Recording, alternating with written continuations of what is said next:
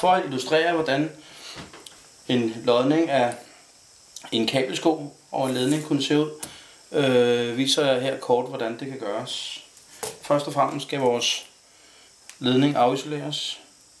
Så bruger vi en afisoleringstang. Bagefter så ruller jeg kobbertrådene i ledningen, så den nemmere kan komme ind i hullet.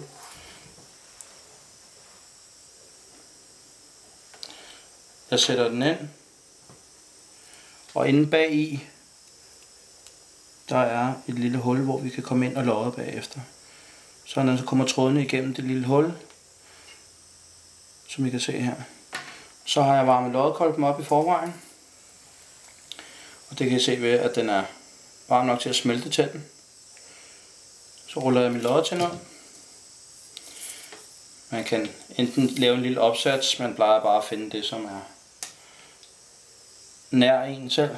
Så bagefter så sætter man loddekolben ned, ganske enkelt, lodder og smelter tænden ned over selve ledningen, indtil man kan se, at selve kobbertrådene bliver dækket af tænden. De er dækket af tænden, som den er lige om et øjeblik. Den der.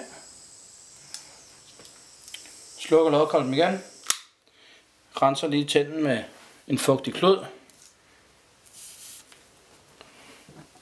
Så er loddekolben klar til den næste, der skal bruge den. Om et kort øjeblik, så kan vi røre vores loddekolbe igen.